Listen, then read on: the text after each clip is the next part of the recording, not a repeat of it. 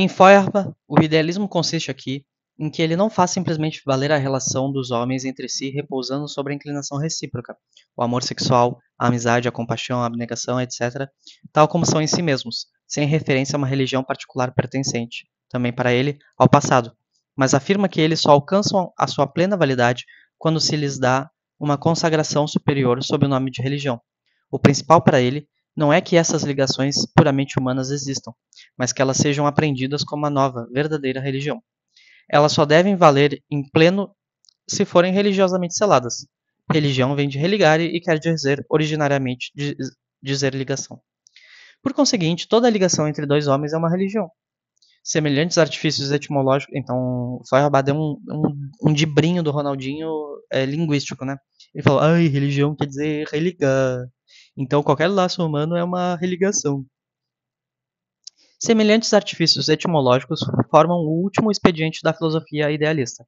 O que deve valer é não o que a palavra significa segundo o desenvolvimento histórico do seu uso real, mas o que deve significar segundo a sua derivação. Assim, o amor sexual e a ligação sexual são celestializados numa religião, para que a palavra religião, cara à recordação idealista, não desapareça da linguagem. Então ele tenta salvar a religião dizendo que qualquer. Usando esse dibrinho, mas foda-se. Precisamente assim falavam, nos anos 40, os reformistas de Paris da orientação de Louis Blanc, os quais, igualmente, só podiam representar um homem sem religião como um monstro e nos diziam: Donc, l'athéisme c'est votre religion. Então, eles diziam que é aquela história de que ateu é sem alma, é estuprador, é assassino. E aí eles falam: ai, ateísmo também é uma religião. É. Portanto, ateísmo é a vossa religião, né, que é a tradução do francês aqui. Se Feuerbach quer estabelecer a verdadeira religião na base de uma visão da natureza essencialmente materialista, isso quer dizer apenas tanto como que ele quer aprender a química moderna como a verdadeira alquimia. Se a religião pode substituir sem o seu Deus, então também a alquimia pode sem a sua pedra filosofal. Subsiste, de resto, um vínculo muito estreito entre a alquimia e a religião. A pedra filosofal tem muitas propriedades quase divinas, e os alquimistas egipto-gregos dos primeiros 2 séculos da nossa era meteram as mãozinhas no aperfeiçoamento da doutrina cristã, como os dados fornecidos por Kopp e Berthelot o demonstram. Decididamente falsa é a afirmação de Feuerbach segundo o qual períodos da humanidade se diferenciam apenas por transformações religiosas. Obviamente isso está errado. Grandes pontos de viragem histórica foram acompanhados por transformações religiosas, na medida em que apenas entrem em consideração as 3 religiões mundiais que até agora existiram: budismo, cristianismo e islã. As velhas religiões de tribo e de nação, que surgiram naturalmente, não eram propagandistas e perderam todo o poder de resistência logo que a autonomia de tribos e povos foi quebrada. Entre os germanos, bastou mesmo o simples contato com o Império Mundial Romano em declínio e a religião mundial cristã, por ele recentemente adotada, adequada à sua situação econômica, política e ideal. Só nestas religiões mundiais surgidas mais ou menos artificialmente, nomeadamente no cristianismo e no islã, verificamos os movimentos históricos mais gerais tomam um caráter religioso, e mesmo no domínio do cristianismo, o caráter religioso limita-se, para revoluções de real significação universal, aos primeiros estágios da luta da emancipação burguesa, do século XIII ao XVI, XVII, e não se explica, como Feuerbach opina, a partir do coração do homem e da sua necessidade de religião, mas a partir de toda a prévia história medieval, que não conhecia outra forma de ideologia senão precisamente a religião e a teologia. Quando, porém, no século XVIII, a burguesia se fortaleceu o suficiente para ter a sua própria ideologia, adequada ao seu ponto de vista de classe, fez então a sua grande e definitiva revolução, a francesa, sobre o apelo exclusivo das ideias a ideias jurídicas e políticas, e só se preocupou com a religião na medida em que ela lhe barrava o caminho, mas guardou-se de pôr uma nova religião no lugar da antiga. É sabido como Robespierre fracassou nisso. Então Robespierre quis colocar uma outra religião para substituir o cristianismo. O culto do Deus. Era tipo um culto da razão humana, um negócio absurdo. A possibilidade de uma sensação puramente humana no comércio com outros homens está-nos hoje em dia já bastante estragada pela sociedade fundada na oposição de classes e na dominação de classe em que temos que nos movimentar. Não temos nenhuma razão para estragarmos ainda nós próprios celestializando essas sensações numa religião. Então, a sociedade burguesa já cagou o amor. A gente não precisa cagar o amor criando uma religião do amor. E, do mesmo modo, o entendimento das grandes lutas de classes históricas é-nos já suficientemente obscurecido pela historiografia recente, nomeadamente na Alemanha, sem que nós também tenhamos precisão de nos tornar completamente impossível, tornar isso completamente impossível pela transformação dessa história de luta num mero apêndice da história da Igreja. Logo aqui se mostra o quanto nós hoje nos afastamos de Feuerbach. As suas mais belas passagens de celebração dessa nova religião do amor já não são mais legíveis hoje. A única religião que Feuerbach seriamente investiga é o cristianismo, a religião mundial do Ocidente, que está fundada no monoteísmo. Ele demonstra que o Deus cristão é apenas o reflexo fantástico, a imagem especular é a imagem do espelho, né? Do homem. Ora, esse Deus é ele próprio, porém, o produto de um longo processo de abstração, a quinta essência concentrada dos muitos deuses de tribo e de nação anteriores. E de um modo correspondente, o homem cuja imagem esse Deus é, também não é um homem real, mas igualmente a quinta essência de muitos homens reais, o homem abstrato. Portanto, ele é ele próprio, de novo, uma imagem de pensamento. O mesmo Feuerbach, que a cada página prega a sensibilidade, o mergulho no concreto, na realidade, torna-se, de uma ponta a outra, abstrato, assim que começa a falar do seu comércio entre os homens mais amplo que o mero comércio sexual. O comércio, ele tá, nesse sentido, é troca, né? Não necessariamente é um comércio. Então, Feuerbach idealiza esse homem. Esse comércio só lhe oferece um lado, a moral. E aqui choca-nos de novo a espantosa pobreza de Feuerbach comparado com Hegel. Hegel, cuja ética ou doutrina da eticidade é a filosofia e abrange 1. O direito abstrato, 2. A moralidade, 3. A eticidade, sob a qual, por sua vez, estão reunidos a família, a sociedade civil e o Estado. Tão idealista é aqui a forma, quanto realista é o conteúdo. Todo o domínio do direito, da economia, da política, está aqui compreendido junto com a moral. Em Feuerbach, precisamente o inverso. Segundo a forma, é realista. Ele parte do homem. Mas no mundo onde esse homem vive, não fala absolutamente nada. E assim, esse homem permanece sempre o mesmo homem abstrato que na filosofia da religião tinha palavra. Então, para Feuerbach, o homem é visto meio que pairando no nada. Ele tenta falar de um homem concreto, mas ele não fala da sociedade em que vive esse homem concreto. Esse homem, precisamente, nasceu do corpo da mãe, eclodiu dos deuses das religiões monoteístas, por conseguinte, também não vive num mundo real urgido historicamente determinado. É certo que em comércio com outros homens, mas esses outros são tão abstratos quanto ele próprio. Na filosofia da religião ainda temos, contudo, homem e mulher, mas na ética também essa última diferença desaparece. Sem dúvida que, em Feuerbach, com longos intervalos, obrevêm proposições como: num palácio pensa-se de maneira diferente que numa cabana, onde perante a fome e perante a miséria não tens matéria nenhuma no corpo, também aí não tens na cabeça, nos sentidos e no coração matéria nenhuma para a moral. A política tem de se tornar a nossa religião. Então, mesmo com esses problemas, de vez em quando ele se lembra que tem que pensar nessas condições do homem. Mas Feuerbach não sabe absolutamente o que fazer com essas proposições.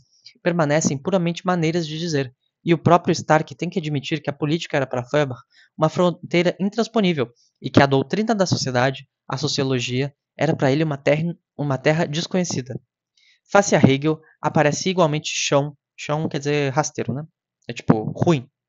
Face a Hegel, aparece igualmente chão no tratamento da oposição de bem e mal. Cresce que se diz algo de grande, lê-se em Hegel, quando se diz o homem é por natureza bom, mas esquece-se que se diz algo de ainda maior com essas palavras: o homem é por natureza mau. Em Hegel, o mal é a forma em que a força motriz do desenvolvimento histórico se apresenta, e aqui reside, sem dúvida, um duplo sentido de que, por um lado, cada novo progresso aparece necessariamente como um delito contra algo de sagrado, como uma rebelião contra as situações velhas, moribundas, mas sacralizadas pelo hábito, e, por outro lado, o de que, desde o aparecimento das oposições de classe, são, precisamente, as piores paixões do homem, cupidez e desejo de domínio, que se tornaram alavancas do desenvolvimento histórico, das quais, por exemplo, a história do feudalismo e da burguesia são uma única e contínua prova. Mas a Feuerbach não ocorre investigar o papel histórico do mal moral. A história é, para ele, em geral, um campo onde não se sente à vontade, incômodo. Então, Hegel fala que transformar a sociedade é meio que um ato de... É uma violência, né, contra a ordem que está estabelecida, mas Feuerbach tem essa deficiência que ele não consegue discutir sobre isso. O homem que originariamente surgiu da natureza era apenas também um puro ser da natureza. Não era homem nenhum. O homem é um produto do homem, da cultura da história. Mesmo essa sentença permanece nele inteiramente infrutuosa, né? Então ele fala isso, que é uma coisa importante, mas ele não avança. Ele não discute com mais profundidade. O que Feuerbach nos faz saber acerca da moral não pode, por isso, ser senão extremamente magro. O impulso para a felicidade é inato ao homem e tem de formar, portanto, a base de toda a moral. Mas o impulso para a felicidade experimenta uma dupla correção. Em primeiro lugar, pelas consequências naturais das nossas ações. A bebedeira segue-se à ressaca, aos excessos habituais à doença. Em segundo lugar, pelas suas consequências sociais. Se não respeitamos o mesmo impulso dos outros para a felicidade, eles defendem-se e perturbam o nosso próprio impulso para a felicidade. Segue-se daqui que nós, para satisfazer o nosso impulso, temos de estar em condições de avaliar corretamente as consequências das nossas ações. E temos, por outro lado, de fazer valer o igual direito dos outros ao respectivo impulso. Autolimitação racional em relação a nós próprios e amor, sempre de novo o amor, no comércio com os outros são, portanto, as regras fundamentais da moral de Feuerbach, das quais todas as outras derivam. E nem as mais espirituosas exposições de Feuerbach, nem os mais fortes elogios de Stark, podem esconder a tenuidade e a chaneza deste par de proposições. O impulso para a felicidade satisfaz-se apenas muito excepcionalmente, e de modo nenhum para o benefício próprio e de outras pessoas, pela ocupação de um homem consigo mesmo. Requer, porém, ocupação com o mundo exterior, meios de satisfação, portanto, alimentação, um indivíduo de outro sexo, livros, conversação, debates, atividades, objetos para uso e elaboração. A moral de Feuerbach ou pressupõe que esses meios e objetos de satisfação estão dados sem mais a todo um homem, ou então dá-lhe apenas boas doutrinas inaplicáveis. Não vale, portanto, um caracol para as pessoas a quem esses meios faltam. Caracol, tá certo isso? E o próprio Feuerbach nos explica isso em palavras secas. Num palácio, pensa-se de maneira diferente do que numa cabana, onde perante a fome e perante a miséria não tens matéria nenhuma do corpo, também aí não tens na cabeça, nos sentidos e no coração matéria nenhuma para a moral. Ficarão as coisas algo melhor com igual... nariz. Ficarão as coisas algo melhor com o igual direito do impulso dos outros para a felicidade? Feuerbach estabelece essa reivindicação absolutamente, como válida para todos os tempos e circunstâncias. Mas desde quando é que ela vale? Na antiguidade, entre escravos e senhores, na Idade Média, entre servos e barões, tratava-se de igual direito do impulso para a felicidade? O impulso para a felicidade da classe oprimida não era ele sacrificado sem cerimônia e de direito ao da dominante? Sim, isso era também imoral. Mas agora o igual direito é reconhecido. Reconhecido em palavras, desde que visto que a burguesia, na sua luta contra a feudalidade no desenvolvimento da produção capitalista, foi obrigada a abolir todos os privilégios de Estado, isso é, pessoais, e a introduzir o igual direito jurídico da pessoa, primeiro, e o do direito privado, depois também, gradualmente, o do direito público. Mas o impulso para a felicidade não vive senão em parte mínima de direitos ideais, e na maior parte de meios materiais.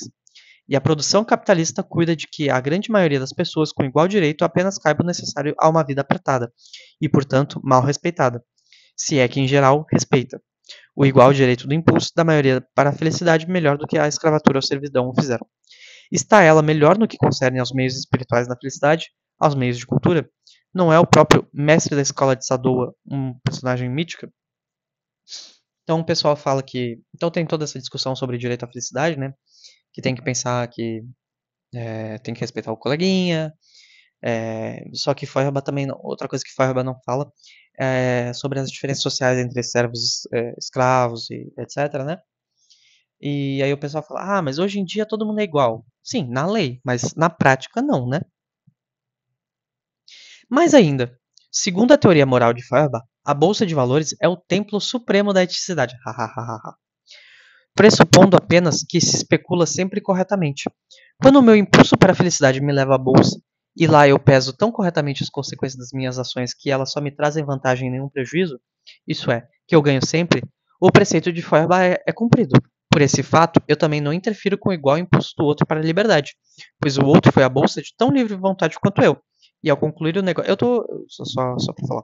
Eu tô comentando menos porque eu acho que essa parte do texto é bem compreensível, né? Por esse fato, eu também não interfiro com o igual impulso do outro para a liberdade, pois o outro foi à bolsa de tão livre vontade quanto eu e, ao concluir o negócio de especulação comigo, seguiu tanto o seu impulso para a felicidade quanto eu segui o meu.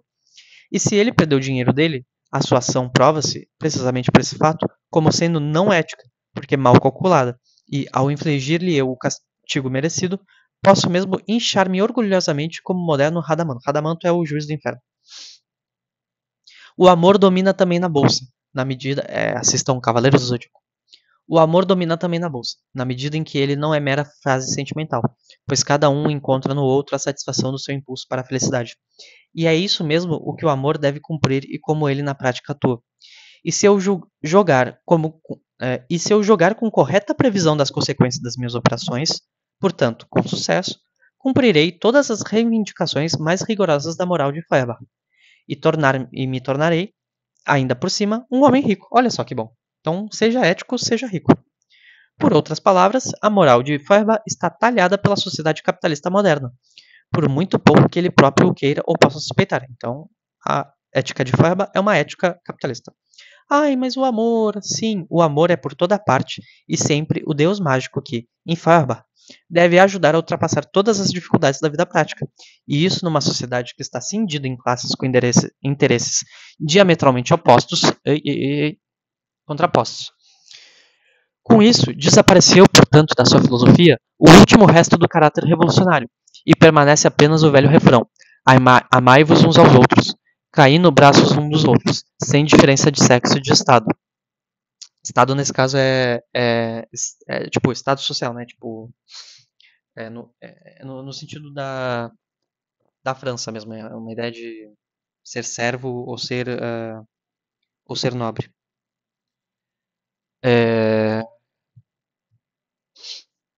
Onde é que eu estava?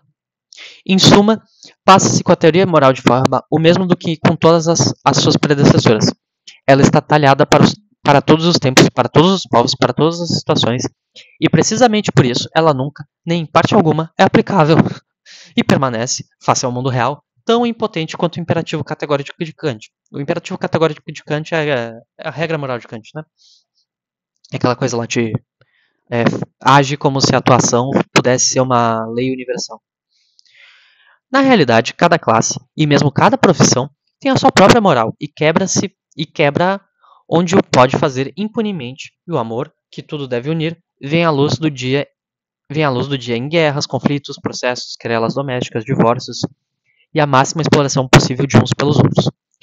Mas como foi possível que a poderosa impulsão dada por Feuerbach tenha acabado por ser tão infrutuosa para ele próprio? Simplesmente pelo fato de que Feuerbach não conseguiu encontrar o caminho do reino das abstrações, mortalmente odiadas por ele próprio, para a realidade viva. Ele agarrou-se com força à natureza e ao homem, mas natureza e homem permanecem, nele, meras palavras. Nem acerca da natureza real, nem acerca do homem real, ele não sabe dizer algo de determinado. Só se passa, porém, do homem abstrato de Feuerbach para os homens vivos reais, se considerar o agir na história.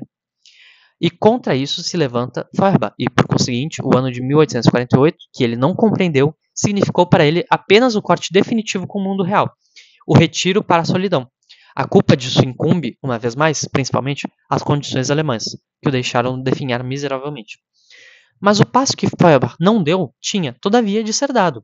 O culto do homem abstrato, que formava o cerne da nova religião de Feuerbach, tinha de ser substituído pela ciência acerca dos homens reais e do seu desenvolvimento histórico.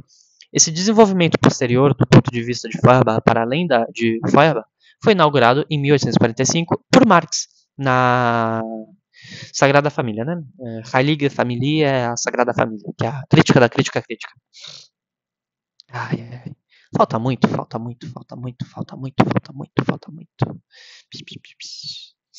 Acho que eu consigo, hein?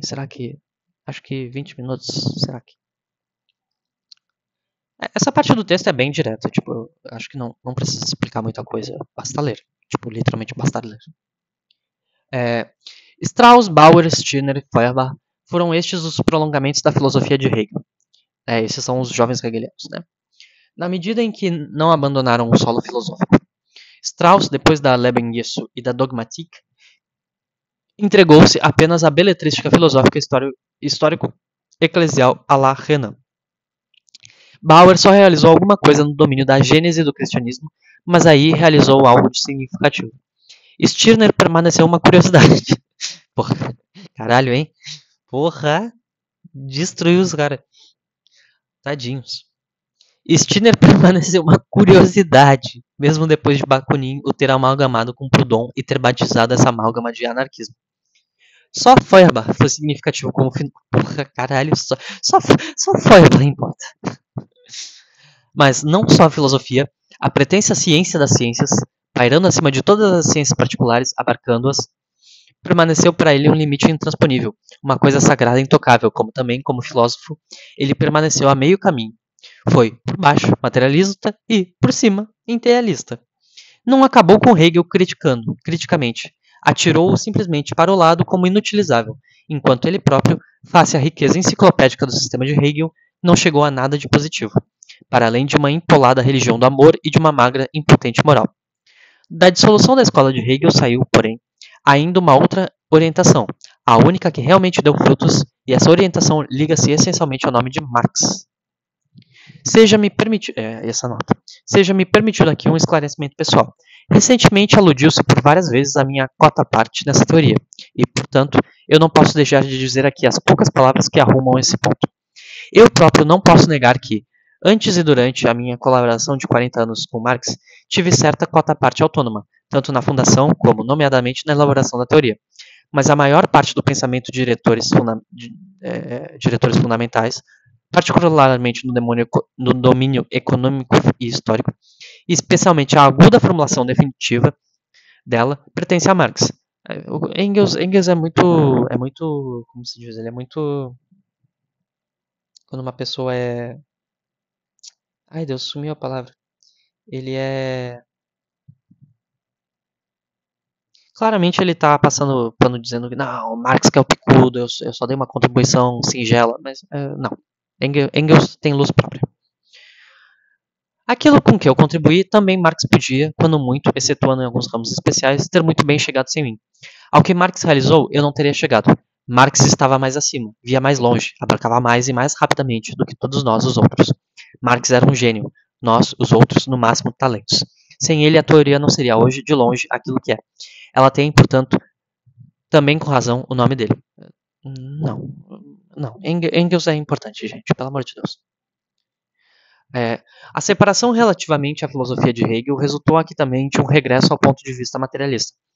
Significa isto que se decidiu apreender o mundo real, natureza e história, tal como ele próprio se dá a quem quer que se aproxime dele sem tretas.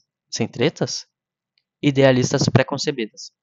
Decidiu-se sacrificar impiedosamente toda a treta idealista que não pudesse ser posta em consonância com fatos apreendidos na sua conexão própria, e não em qualquer conexão fantástica. Em geral, não se chama materialismo a nada mais do que isso.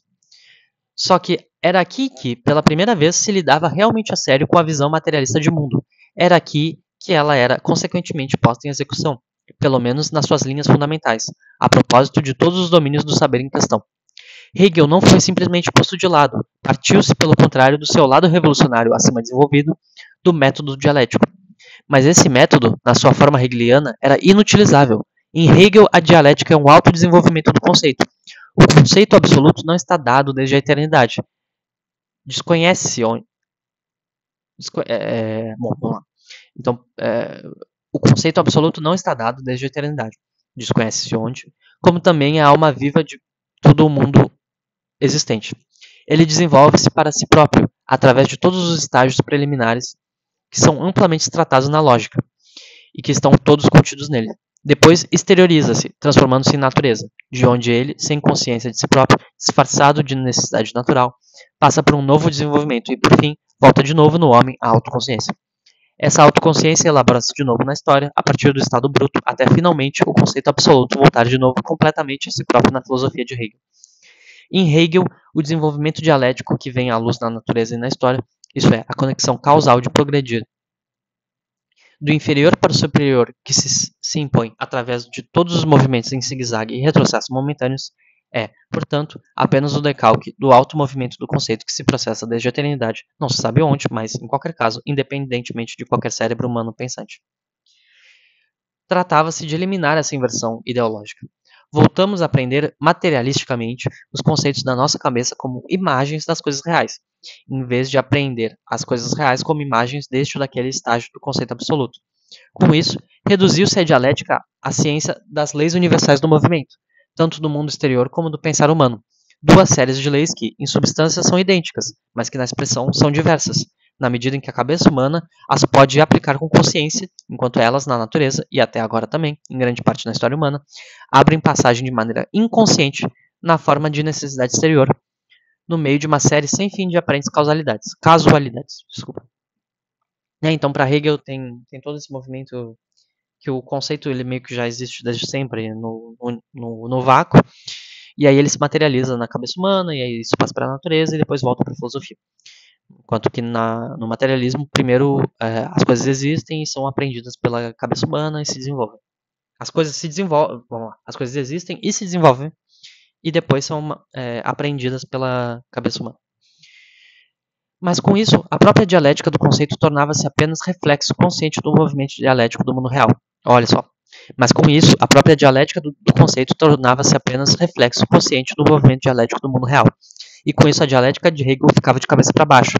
Ou antes, de cabeça para baixo, em que estava, foi posta de novo em pé. Né? Então, para Hegel, a cabeça é a base e para Marx, o pé é a base. E essa dialética materialista, que era de há anos o nosso melhor meio de trabalho e a nossa arma mais afiada, foi, coisa notável, descoberta de novo, não apenas por nós, mas além disso, independentemente de nós e mesmo de Hegel, por um operário alemão, Joseph Ditzger. Olha só que cara interessante. Então, ele pensou nisso. O filósofo operário. Que legal. Que legal. Onde eu estava? Deste modo, porém, o lado revolucionário da filosofia de Hegel foi retomado e, ao mesmo tempo, libertado dos seus enfeites idealistas que, em Hegel, tinham impedido seu cumprimento consequente. O grande pensamento fundamental de que o mundo não é de aprender como um complexo de coisas prontas, mas como um complexo de processos. Né? Então, as coisas não são coisas, as coisas são coisas em processo. Onde as coisas aparentemente estáveis não passam menos do que as imagens do pensamento delas na nossa cabeça, os conceitos, por uma ininterrupta mudança do devir e do perecer, no qual, em toda a aparente casualidade, e apesar de todo o retrocesso momentâneo, se impõe finalmente um desenvolvimento progressivo, este grande pensamento fundamental transitou tanto, nomeadamente desde Hegel, para a consciência habitual que, nesta universalidade, já quase não encontra contradição. Mas reconhecê-lo em palavras e pô-lo em execução na realidade, em pormenor, em todo o domínio que venha a ser investigado, são duas coisas diferentes. Mas se na investigação se partir sempre deste ponto de vista, a exigência de soluções definitivas e de verdades eternas acaba de uma vez por todas. Está-se sempre consciente da necessária limitação de todo o conhecimento adquirido, do seu condicionamento pelas circunstâncias em que foi adquirido, mas também não se deixa mais que as invencíveis oposições da velha metafísica, e ainda e sempre em vogas, entre verdadeiro e falso, bom e mal, idêntico e diverso, necessário e casual, se nos imponham. Sabe-se que essas oposições só têm validade relativa, que aquilo que agora é conhecido como verdadeiro tem igualmente o seu lado falso, oculto, que aparecerá mais tarde. Assim como aquilo que agora é conhecido como falso tem seu lado verdadeiro, em virtude do qual anteriormente pode ter valido como verdadeiro. Sabe-se que aquilo que é afirmado como necessário é composto de claras casualidades, e que o que pretensamente é casual é a forma atrás da qual a necessidade se esconde. Então, talvez esse parágrafo foi meio complexo, mas basicamente o que ele está falando é que hoje em dia, no tempo que ele está escrevendo, as pessoas já estão pensando mais hegelianisticamente. Mas que mesmo assim, como todo mundo está acostumado com esse pensamento metafísico travado em coisas estanques, ainda se vê ecos desse pensamento. Mas isso aqui é importante. Ó. Hoje em dia a gente tem mais consciência da limitação do nosso conhecimento. A gente não acha que a gente descobriu uma verdade que vai ser verdadeira para sempre, mas a gente acha que a gente melhorou o nosso conhecimento sobre um ponto que vai ser melhorado depois. Então, aqui, isso aqui é importante. Isso aqui parece que ele está totalmente chapado, mas isso é importante. Aquilo que é conhecido como verdadeiramente tem igualmente seu lado falso. Blá, blá, blá. Isso aqui é a ciência moderna. Então, essa é a ciência moderna. Deixa eu te introduzir a ciência moderna. A gente não pensa que descobriu a verdade e acabou. A gente testa uma teoria científica e ela evolui, e aí às vezes a gente descobre um ponto em que ela falha, e por mais que ela seja falsa, por exemplo, gravitação de Newton. A gravitação de Newton tem problemas, ela erra quando tem efeitos relativísticos. Se a gente achar um exemplo de que a gravitação falha, a gente joga ela fora? Não! A gente melhora ela com algo que vai superar ela depois. Então não é que bom, o importante é que a ciência ela é gradual, ela tem esse processo de desenvolvimento em que ela vai se superando. Não são coisas totalmente independentes, são coisas que se constroem umas em cima das anteriores. A fase clássica de Newton, se eu vir mais longe, foi subir em ombros gigantes. Não é que Newton tinha A e Newton falou B. É que tinha 1 e Newton adicionou mais 1 e fez 2. O velho método de investigação e de pensamento que Hegel chamava metafísico, que se ocupava preferentemente... Então, olha só, não é Engels que usa metafísica para tratar esse tipo de pensamento, é Hegel. E o pessoal, hoje em dia, usa para outra coisa, mas tá bom. Que se ocupava preferentemente com a investigação das coisas como permanências, fixas, dadas e cujos restos ainda assombram fortemente a nossa cabeça, teve no seu tempo uma grande justificação histórica. As coisas tinham de ser investigadas primeiro. Olha só, a filosofia de Hegel é tão bonita que ele justifica até por que as pessoas antes são metafísicas e depois dialéticas. Olha só. As coisas tinham de ser investigadas primeiro, antes que os processos pudessem ser investigados. Tinha de se saber primeiro o que uma coisa qualquer era, antes de se poder aperceber das transformações que se processavam nela. E assim aconteceu na ciência da natureza. A velha metafísica, que tomava as coisas como prontas, surgiu a partir de uma ciência da natureza que investigava as coisas mortas e vivas como prontas. Porém, quando essa investigação se estendeu tanto que tornou possível o progresso decisivo, a transição para a investigação sistemática das mudanças nessas coisas que se processavam na própria natureza, então, no domínio filosófico, soou o sino de finados da velha metafísica. Então, primeiro tu investiga o pássaro, aí tu investiga muitos pássaros, e aí tu percebe que os pássaros mudam. Aí tu descobre a evolução. E aí, com essa evolução na ciência, a filosofia evolui. E, de fato, se a ciência da natureza até o fim do século passado foi predominantemente uma ciência coletora, né, então juntando fatos, guardando fatos, colecionando fatos, foi uma ciência de coisas prontas. No nosso século, ela é essencialmente... Vamos lá. No século passado era uma ciência coletora, e no nosso século, o atual, ela é essencialmente uma ciência ordenadora, ciência de processos, da origem do desenvolvimento das coisas, e da conexão que liga esses processos naturais num grande todo. A fisiologia, que investiga os processos no organismo vegetal e animal, a embriologia, que trata do desenvolvimento do organismo singular do germe à maturidade, a geologia, que segue a formação gradual da superfície terrestre, todas elas são filhas do nosso século. Porém, antes de tudo, há 3 grandes descobertas que fizeram avançar a passos de gigante, o nosso conhecimento da conexão dos processos naturais. Em primeiro lugar, a descoberta da célula, como unidade a partir de cuja multiplicação e diferenciação se desenvolve todo o corpo vegetal e animal, de tal modo que não apenas o desenvolvimento e o crescimento de todos os organismos superiores é reconhecido como processando-se segundo uma única lei universal, como também na capacidade de mudança da célula está mostrado o caminho pelo qual os organismos podem mudar a sua espécie e assim percorrer um desenvolvimento mais do que individual.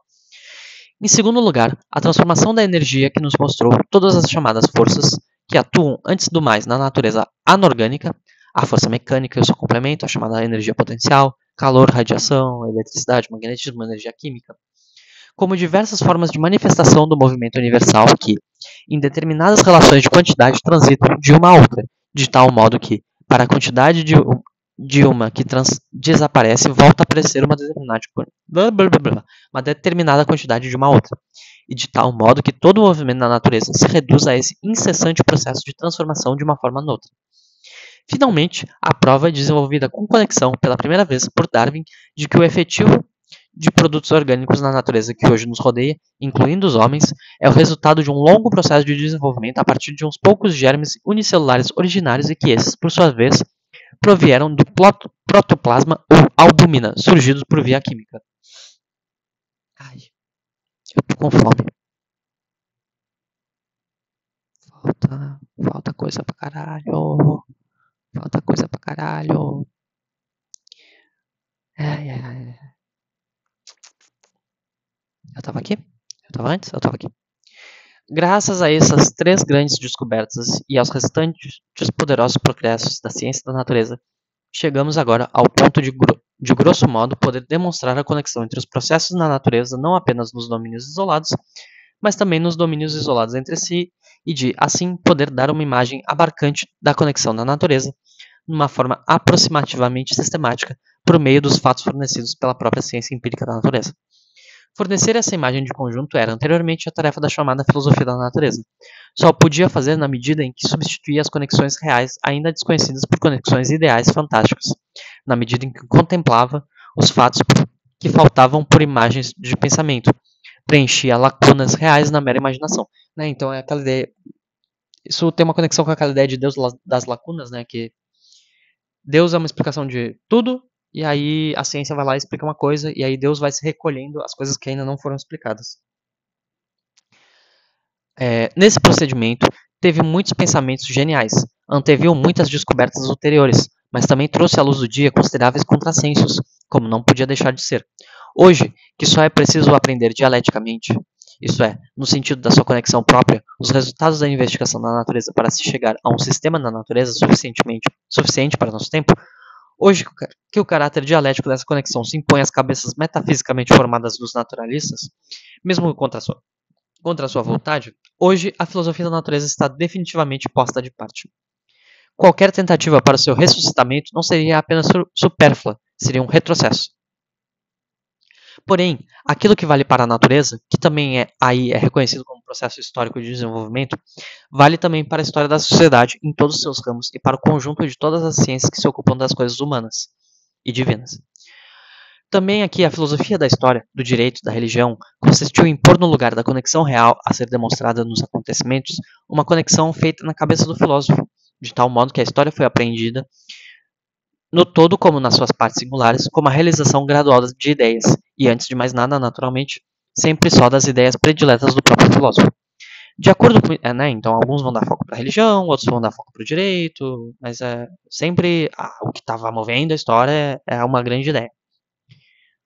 De acordo com isso, a história trabalhava inconscientemente, mas com necessidade, para um certo objetivo ideal, fixado de antemão, como, por exemplo, em Hegel, a realização da sua ideia absoluta e a orientação indemovível para essa ideia absoluta formava a conexão interna dos acontecimentos históricos. No lugar da conexão real, ainda desconhecida, punha-se assim uma nova providência misteriosa, inconsciente ou chegando gradualmente à consciência. Aqui, totalmente como no domínio da natureza, havia, portanto, que eliminar as conexões feitas artificialmente, pelo achamento das reais, uma tarefa que finalmente vem a dar no descobrir das leis universais do movimento que se impõe na história da sociedade humana como dominante. Tá? Então é a mesma discussão que a gente já estava fazendo. Ora, a história do desenvolvimento da sociedade mostra-se, porém, num ponto essencialmente diverso da natureza.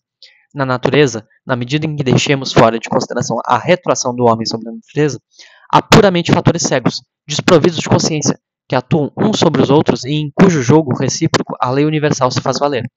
De tudo o que acontece, tanto das inúmeras casualidades aparentes, casualidades é tipo coincidências, né? Tipo, coisas que aconteceram por acaso.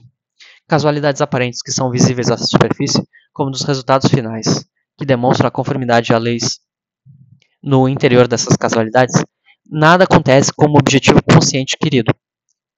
Em contrapartida, na história da sociedade, os agentes estão nitidamente dotados de consciência. São homens que agem com reflexão ou paixão, que trabalham para determinados objetivos, Nada acontece sem propósito consciente, sem objetivo querido.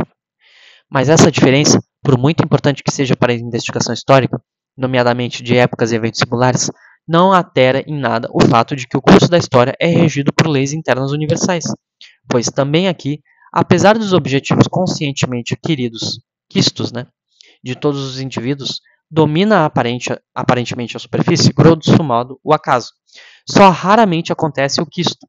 Na maioria dos casos, os múltiplos objetivos quistos entrecruzam-se e contradizem-se, ou esses mesmos objetivos são de antemão irrealizáveis, ou os meios são insuficientes.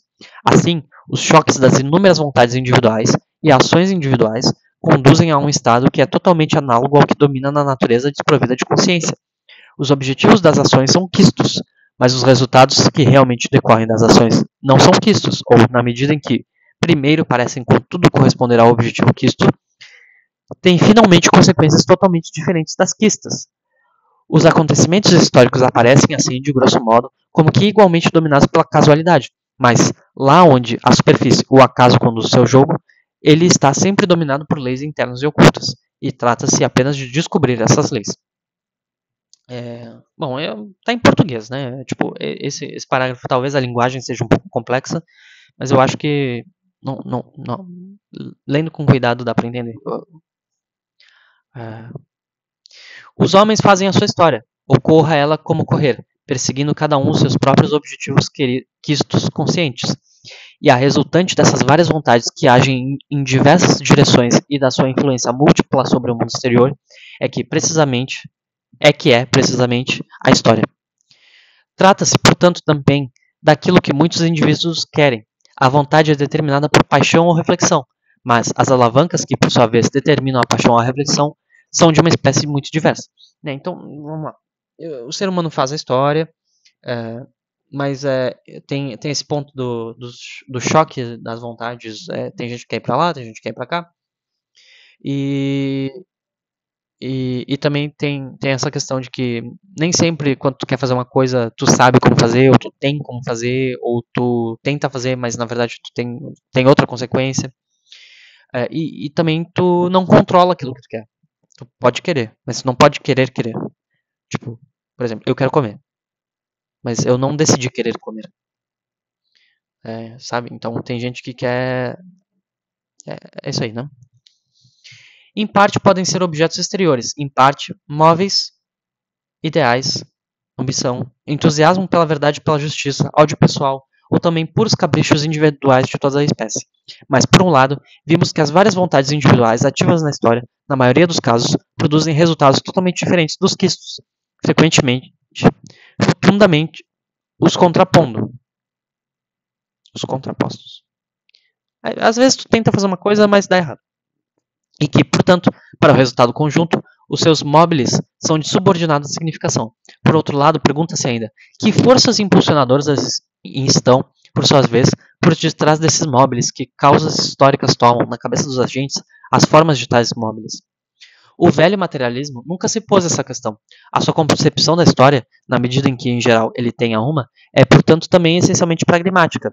Ajuiza tudo segundo os motivos da ação. Divide os homens que agem historicamente em nobres e não nobres, e verifica, então, em regra, que os nobres são os enganados e os não nobres os vencedores.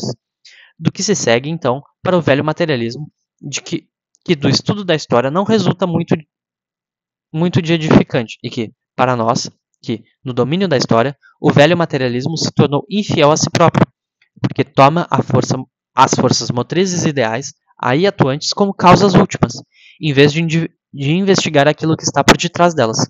Quais são as forças motrizes dessas forças motrizes? A inconsequência não reside em que sejam reconhecidas forças motrizes ideais, mas em que, a partir dessas, não se regresse mais atrás às suas causas motoras. Então, o velho materialismo ele justificava o avanço da história humana com os ideais das pessoas, né? Mas isso não é um problema. O problema é não se perguntar o que está causando esses ideais. A filosofia da história, em contrapartida, tal como nomeadamente é representada por Hegel, reconhece que os móbiles ostensivos e também os móbiles realmente ativos dos homens que agem historicamente de modo nenhum são as causas últimas dos acontecimentos históricos, que por detrás desses móbiles estão outros poderosos motores, que há que investigar. Mas ela procura esses poderes não na própria história, importa-os antes de fora, da ideologia filosófica, para dentro da história. Em vez de explicar a história da Grécia Antiga a partir da sua conexão própria interna, Hegel afirma, por exemplo, simplesmente que ela não é nada mais do que a elaboração das figuras da individualidade bela, a realização da obra de arte como tal. Então, Hegel, ele explicava isso. Vamos lá. Hegel, ele tentava justificar isso com essas entidades sobrenaturais da filosofia dele, né? Figuras da individualidade bela. A este propósito, ele diz muito de belo e de profundo acerca da Grécia Antiga, mas isso não impede que nós hoje já não nos contentemos com uma tal explicação, que é uma mera maneira de dizer. Quando se trata, portanto, de investigar os poderes impulsionadores que, consciente ou inconscientemente, e por certo, com muita frequência inconscientemente, estão por detrás dos móveis dos homens que agem historicamente e que constituem propriamente as forças motrizes últimas da história, não se pode tratar tanto dos móveis dos indivíduos, por mais eminentes que sejam, mas daqueles que põem em movimento grandes massas, povos inteiros, e em cada povo, por sua vez, classes inteiras de povo. E isso também não momentaneamente para um jato passageiro e um fogo de palha que rapidamente arde, mas por uma ação duradoura que desemboca numa grande transformação histórica. Então, o que muda a história não são grandes homens que tomam as rédeas do mundo, são o movimento das massas. Fundamentar as causas motrizes que aqui se refletem clara ou obscuramente, imediatamente ou em forma ideológica, mesmo em forma celestializada na cabeça das massas que agem e dos seus dirigentes, os chamados grandes homens, como móveis conscientes, é este o único caminho que nos pode pôr na pista das leis que dominam na história, tanto grosso modo como nos períodos e países singulares. Tudo que põe os homens em movimento tem de passar pela cabeça deles, mas que figura toma nessa cabeça depende muito das circunstâncias. Os operários de modo nenhum se reconciliaram com a empresa maquinalizada capitalista pelo fato de não mais fazerem as máquinas em bocados, como ainda aconteceu em 1848 no Reino. Mas enquanto em todos os períodos anteriores a investigação dessas causas impulsionadoras da história era quase impossível por causa das suas complicadas e encobertas conexões com seus efeitos, o nosso período presente simplificou tanto essas conexões que se pôde resolver o enigma.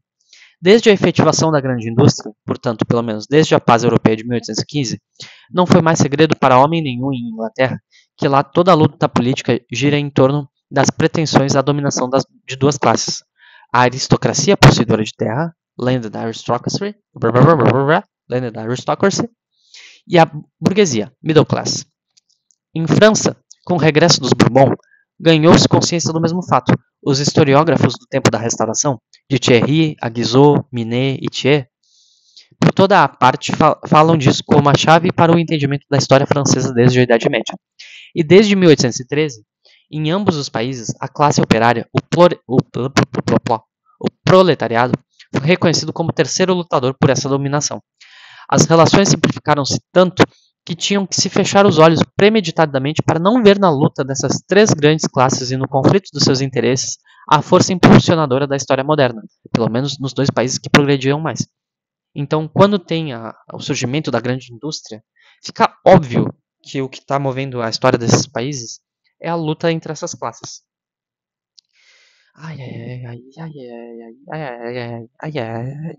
Tá acabando.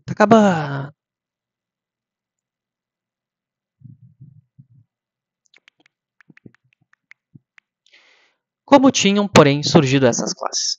Se, à primeira vista, ainda se podia atribuir à grande posse fundiária, outrora feudal, uma origem a partir, pelo menos em primeiro lugar, de causas políticas, a partir de uma entrada na posse pela força, isso já não dava para a burguesia e para o proletariado. Esse parágrafo aqui é basicamente um resumo do capítulo 24 do Capital. Aqui, a origem e o desenvolvimento de duas grandes classes estava à vista de modo claro e palpável a partir de causas puramente econômicas. Era igualmente claro que, na luta entre posses de terra e burguesia, eu acho que é pulseiros, né? não menos do que na luta entre burguesia e proletariado, se tratava em primeira linha de interesses econômicos, para cuja efetivação o poder político devia servir de mero meio. Burguesia e proletariado tinham surgido ambos na sequência de uma transformação das relações econômicas, para falar mais exatamente do modo de produção. A transição primeiro do artesanato, handwork, corporativo para a manufatura e depois da manufatura para a grande indústria com emprego de vapor e máquinas, tinha desenvolvido essas duas classes. Num certo estágio, as forças de produção, postas em movimento pela burguesia, antes do mais, a divisão do trabalho e a reunião de vários operários parcelares numa manufatura conjunta, e as condições de troca e necessidade de troca por ela desenvolvidas, tornaram-se incompatíveis com a ordem da produção existente, historicamente transmitida e consagrada por lei, isto é, com os privilégios corporativos e inúmeros outros privilégios pessoais e locais, que, para seus estados não privilegiados, eram outros tantos grilhões. Então, olha só que interessante. A gente tem um desenvolvimento da economia, e esse desenvolvimento da economia se torna contraditório com a organização social. E o que acontece? A economia bota a sociedade para mamar e força a transformação da sociedade. As forças de produção, representadas pela burguesia, rebelaram-se contra a ordem de produção, representada pelos possuidores de terras feudais e os mestres das corporações. O resultado é conhecido. Os grilhões feudais foram quebrados, em Inglaterra gradualmente, e em França de um só golpe. Na Alemanha ainda não se acabou com eles. Mas, assim como a manufatura, num estágio determinado do desenvolvimento, entrou em conflito com a ordem feudal da produção, também agora a grande indústria entrou já em conflito com a ordem burguesa de produção posta no lugar daquela. Mantida por essa ordem, pelos limites estreitos do modo de produção capitalista, ela produz, por um lado, uma proletarização sempre crescente de toda a grande massa do povo e, por outro lado, uma massa cada vez maior de produtos invendáveis. Sobreprodução e miséria das massas, cada uma causa da outra, é sempre a contradição absurda em que desemboca e que, com necessidade, requer o desagrilhoamento das forças produtivas por mudança de modo de produção. Esse é o resumo do capítulo 24 do Capital. 1, 2, 3, 4, 5, 6, 7, 8, 9, 10, 11. Tá.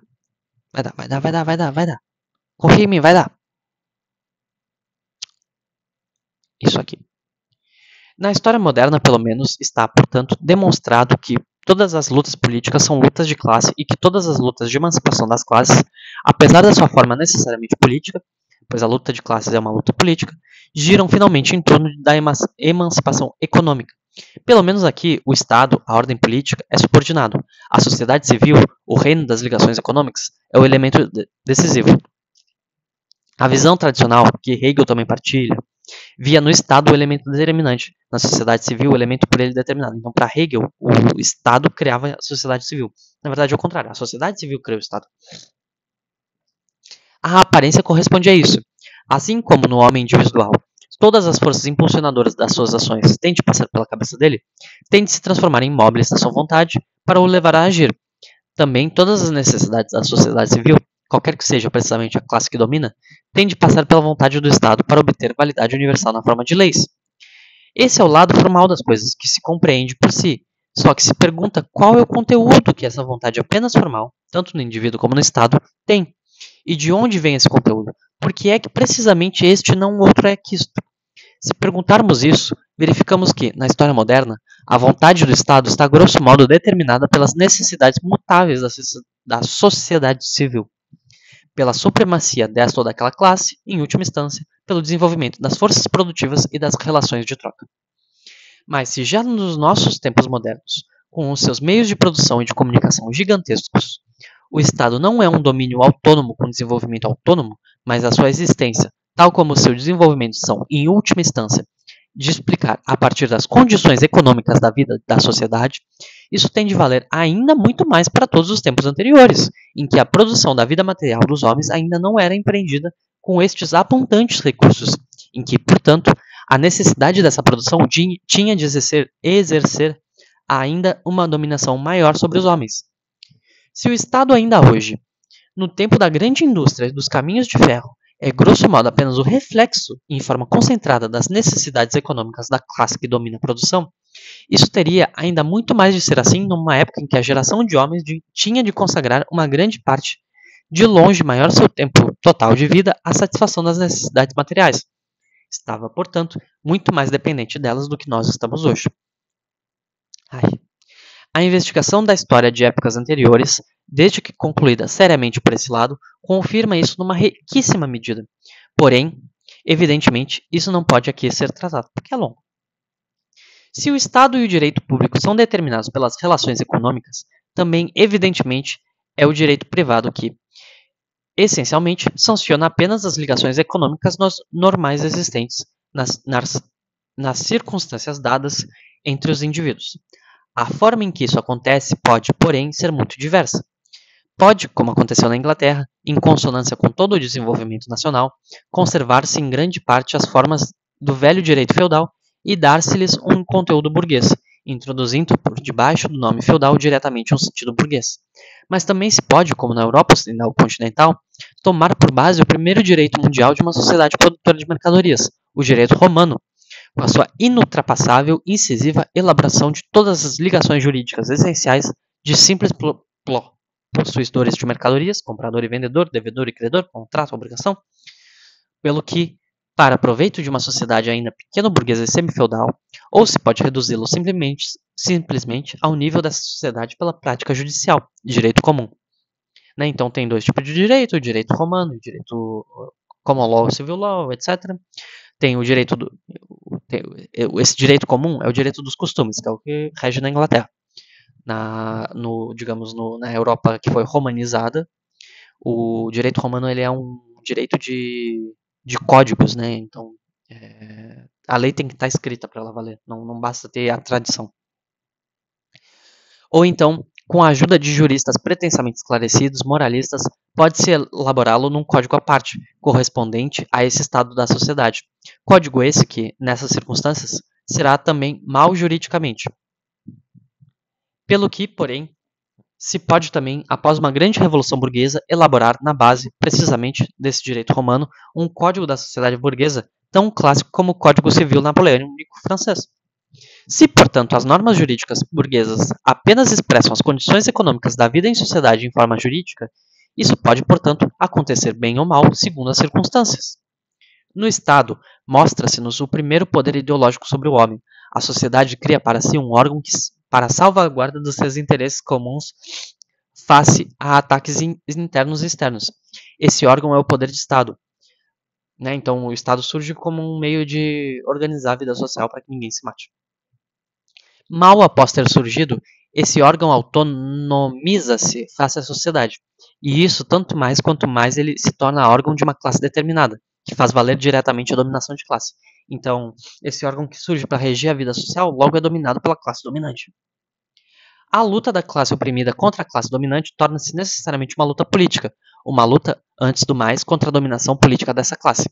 A consciência da conexão dessa luta política com os seus pressupostos econômicos apaga-se e pode perder-se totalmente. Se, com efeito, não é completamente o caso com os participantes nessa luta, isso acontece quase sempre com os historiadores. Dentre as velhas fontes acerca das lutas no interior da República Romana, só Apiano nos diz clara e distintamente do que finalmente se tratava, a saber, da propriedade fundiária. Então, o que levou ao fim da propriedade romana é a luta pela propriedade da terra. Inclusive tem aquela história que os generais pagavam os soldados. Vamos lá. No começo, o soldado não ganhava nada. E aí os generais, na verdade... Eu posso estar falando merda, mas... Existiu um momento da história romana em que os generais começaram a pagar diretamente os soldados. E aí, com isso, os soldados começaram a ser mais leais aos generais do que ao Senado. O Estado, porém, uma vez tornado poder autônomo face à sociedade, produz logo uma ulterior ideologia.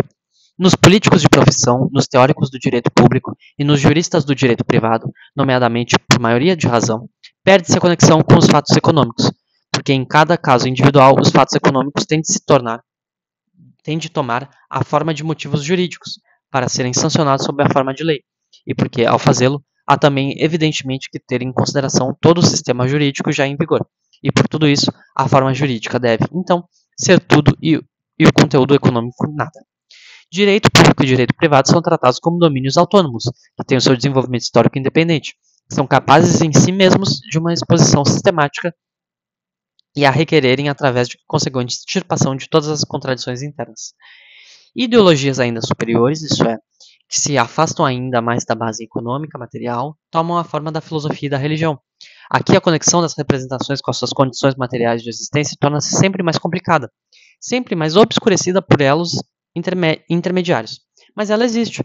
Assim como todo o tempo do Renascimento, desde os meados do século XV, foi essencialmente um produto das cidades, portanto da burguesia, assim também foi a filosofia desde então reacordada. O seu conteúdo era essencialmente apenas a expressão filosófica do pensamento correspondente ao desenvolvimento da pequena e média burguesia em grande burguesia. Isso aparece claramente nos ingleses e franceses do século passado, que, em muitos casos, tanto eram filósofos como economistas políticos, e, para a escola de Hegel, já o demonstramos acima. Acho que esse é o último parágrafo grande, né? 1, 2, 3, 4, tá acabando! Entremos, no entanto, ainda que apenas brevemente, na religião, porque esta está o mais afastada possível da vida material e parece ser-lhe o mais alheia possível. A religião surgiu num tempo muito primevo, né? A partir de primevas, enganosas representações do homem acerca da sua própria natureza e da natureza exterior circundante. Toda ideologia, porém, uma vez dada, se desenvolve em ligação com o material de representação dado, elabora-o mais. Se não seria nenhuma ideologia, isso é, ocupação com pensamentos como essencialidades autônomas, desenvolvendo-se de modo independente, submetidas apenas às suas próprias leis. Que as condições materiais de vida dos homens, em cuja cabeça esse processo de pensamento se dá, determinam finalmente o curso desse processo, permanece necessariamente inconsciente para esses homens, se não seria o fim de toda a ideologia. Essas representações religiosas originárias, portanto, que, na maior parte dos casos, são comuns a todos os grupos de povos aparentados, desenvolvem-se, após a separação do grupo, de uma maneira própria em cada povo, segundo as condições de vida que lhe cabem, e esse processo, para uma série de grupos de povos, nomeadamente para os árias, chamados de indo-europeus, está demonstrado em pormenor pela mitologia comparada. Os deuses assim elaborados por cada povo eram deuses nacionais, cujo reino não ia além do território nacional a proteger por eles, para além de cujas fronteiras outros deuses indiscutivelmente tinham a palavra. Só podiam sobreviver na representação enquanto a nação existisse. Caíam com a sua decadência. O Império Mundial Romano, cujas condições econômicas de surgimento não temos aqui que investigar, trouxe essa decadência das velhas nacionalidades. Os velhos deuses nacionais entraram em declínio. Mesmo os deuses romanos, que, precisamente, também só estavam talhados para o estreito círculo da cidade de Roma, a necessidade de completar o Império Mundial com a religião mundial apareceu claramente nas tentativas de reconhecimento de todos e quaisquer deuses estrangeiros respeitáveis, ao lado dos nativos de Roma, e de lhes erguer altares. Mas uma nova religião mundial não se cria dessa maneira por decretos imperiais. A nova religião mundial, o cristianismo, já tinha surgido em silêncio, a partir de uma mistura de teologia oriental generalizada, nomeadamente junaica, e de filosofia grega vulgarizada, nomeadamente estoica. Que aspecto ela originariamente tinha, temos ainda primeiro que pesquisar laboriosamente, pois a sua figura oficial que nos foi transmitida é apenas aquela em que se tornou religião de Estado, fim para o qual foi adaptada pelo Concílio de Nicéia. No Concílio de Nicéia, o Estado romano falou: a nossa religião é o cristianismo. Basta já o fato de só 250 anos depois de se tornar religião de Estado para se demonstrar que era a religião correspondente às circunstâncias do tempo. Na Idade Média, na exata medida em que o feudalismo se desenvolvia, transformou-se na religião que lhe correspondia, com a hierarquia feudal correspondente. Então, óbvio, a religião se adapta à sociedade em que ela está, não o contrário. E quando a burguesia apareceu, desenvolveu-se em oposição ao catolicismo feudal, a heresia protestante, primeiro no sul da França, entre os albigenses, e ao tempo do maior florescimento das cidades dessa região. Então, tinha uma manufatura mais desenvolvida lá, então as pessoas romperam com o catolicismo primeiro lá. Talvez não uma manufatura, mas tinha mais comércio, tinha mais burguesia lá. A Idade Média tinha anexado à teologia todas as restantes formas da ideologia. Filosofia, política, jurisprudência tinha se tornado subdivisões da teologia. Obrigou, portanto, Todo movimento social e político a tomar uma forma teológica. Para provocar uma grande tempestade, tinha que se apresentar ao espírito das massas, alimentado exclusivamente de religião, os interesses próprios dela sob disfarce religioso. E assim, como desde o começo a burguesia criou um apêndice de plebeus, jornaleiros e criados de toda espécie, urbanos sem posses, não pertencentes a qualquer estado reconhecido, precursores do ulterior proletariado, também a heresia, já cedo, se dividiu numa heresia burguesa moderada e numa heresia plebeia revolucionária, abominada também pelos heréticos burgueses.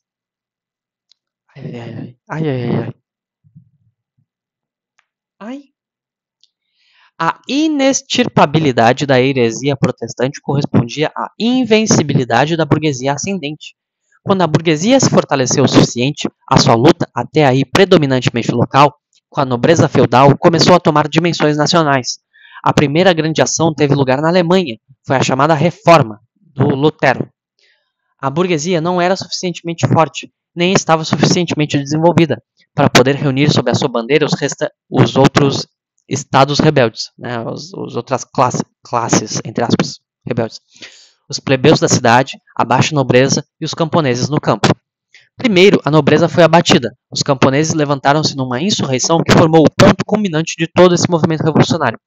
As cidades abandonaram-nos, e assim a revolução sucumbiu aos exércitos dos príncipes da terra, que recolheram os ganhos todos. A partir de então, a Alemanha desaparece por 3 séculos da série dos países que autonomamente intervêm na história.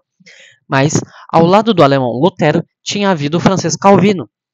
Com autêntica finura francesa, trouxe para primeiro plano o caráter burguês da reforma, republicanizou e democratizou a igreja. E enquanto a reforma luterana na Alemanha estagnava e levava a Alemanha à ruína, a calvinista servia de bandeira aos republicanos em Genebra, na Holanda, na Escócia, e libertava a Holanda da Espanha e do Império Alemão. E fornecia o fato ideológico ao segundo ato da Revolução Burguesa, que na Inglaterra se processava. Aqui o calvinismo comprovava-se como o autêntico disfarce religioso dos interesses da burguesia daquela altura, e por isso não acedeu a um reconhecimento pleno, quando a Revolução de 1689 se concluiu por um compromisso de uma parte da nobreza com os burgueses. A Igreja de Estado inglesa foi reestabelecida, não na sua anterior figura, com o catolicismo com o rei por papa, mas fortemente calvinizada. A velha Igreja de Estado tinha celebrado o alegre domingo católico e combatido o maçador domingo calvinista. A nova Igreja de Estado aburguesada introduziu este último, e ele ainda agora embeleza a Inglaterra. Na França, a minoria calvinista em 1685 foi reprimida, catolizada ou expulsa do país. Mas para que serviu isso? Já nessa altura, o livre pensador Pierre Bailly, eu vou falar Bailey, estava a trabalho e, em 1694, nasceu Voltaire. A medida violenta de Luís XIV apenas facilitou à burguesia francesa que pudesse fazer a sua revolução sob a forma irreligiosa, exclusivamente política, a única que estava apropriada à burguesia desenvolvida. Em vez de protestantes, foram livres pensadores que se sentaram nas assembleias nacionais. Por esse fato, o cristianismo tinha entrado no seu último estágio. Tinha se tornado incapaz, daqui por diante, de servir a qualquer classe progressiva como disfarce ideológico de suas aspirações. Tornou-se cada vez mais posse exclusiva das classes dominantes, e estas aplicavam-no como mero meio de governo, pelo qual as classes inferiores eram mantidas dentro dos limites. Pelo que, então, cada uma das diversas classes utiliza a religião própria que lhe corresponde. O nobre rural, possuidor de terras, a jesuitice católica ou a ortodoxia protestante. O burguês liberal e radical, o racionalismo. E pelo que não faz qualquer diferença se os senhores acreditam eles próprios nas respectivas religiões ou não. Vemos, portanto, que a religião, uma vez formada, contém sempre uma matéria tradicional, assim como que, em todos os domínios ideológicos, a tradição é uma grande força conservadora, mas as transformações que se processam nessa matéria resultam das relações das classes, portanto, das relações econômicas dos homens que efetuam essas transformações. E, para aí, esse texto, isso é suficiente. Só pode tratar-se, no que procede, de um esboço geral da concepção da história de Marx, no máximo, quando muito, de algumas ilustrações. A prova é de fornecer na própria história, e quanto a isso devo dizer que ela já foi suficientemente dada em outros escritos. Essa concepção, porém, fim à filosofia do domínio da história, assim como a concepção dialética da natureza, torna tão desnecessária quanto impossível toda a filosofia da natureza. Por toda parte, não se trata mais de congeminar conexões na cabeça, mas de as descobrir nos fatos. Para a filosofia desalojada da natureza e da história, fica ainda então apenas o reino do pensamento puro, na medida em que ainda resta a doutrina das leis do próprio processo de pensar, a lógica, a dialética. Com a Revolução de 1848, a Alemanha culta despediu a teoria e transitou para o território da prática. O pequeno ofício e a manufatura que repousavam sobre o trabalho manual foram substituídos por uma efetiva grande indústria. A Alemanha voltou a aparecer no mercado mundial. O novo Império Pequeno Alemão eliminou, pelo menos, as anomalias mais gritantes da pequena estandaria. Os restos do feudalismo e a economia burocrática tinham deixado no caminho deste desenvolvimento. Mas, na medida em que a especulação se mudava do gabinete de estudo filosófico para erigir o seu templo na bolsa de valores, na mesma medida, perdia-se também para a Alemanha culta aquele grande sentido teórico que tinha sido a glória da Alemanha durante o tempo da sua mais profunda degradação política, o sentido para a pesquisa puramente científica, tanto fazendo que o resultado alcançado fosse aproveitável na prática como não fosse, ao contrário, às disposições da polícia ou não. É certo que a ciência da natureza oficial alemã, nomeadamente no domínio das investigações de pormenor, se manteve à altura do tempo, mas a revista americana Science observa já com razão que os progressos decisivos no domínio das grandes conexões entre fatos singulares, da sua generalização em leis, são agora feitos muito mais na Inglaterra do que, como anteriormente, na Alemanha. E no domínio das ciências históricas, incluindo a filosofia, como a filosofia clássica, desapareceu, mais ainda, por maioria de razão, o velho espírito teórico sem transigências. Ecletismo desprovido de pensamento, preocupação angustiada por carreiras e rendimentos descendendo, até o arrivismo mais ordinário, entraram para o lugar dele. Os representantes oficiais da ciência tornaram-se ideólogos indisfarçados da burguesia e do Estado existente, mas num tempo em que ambos estão em oposição aberta com a classe operária. E só na classe operária continua a subsistir intacto o sentido teórico alemão. Aí ele é inextirpável. Aí não tem lugar quaisquer considerações de carreira, de tirar proventos, de benevolente proteção a partir de cima. Pelo contrário, quanto mais sem transigências e sem prevenções a ciência procede, tanto mais se encontra em consonância com os... Olha só!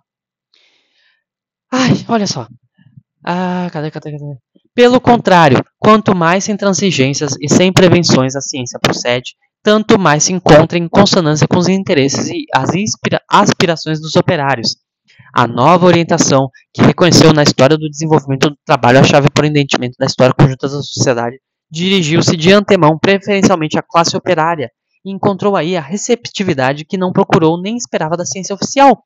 O movimento operário alemão é o herdeiro da filosofia clássica alemã.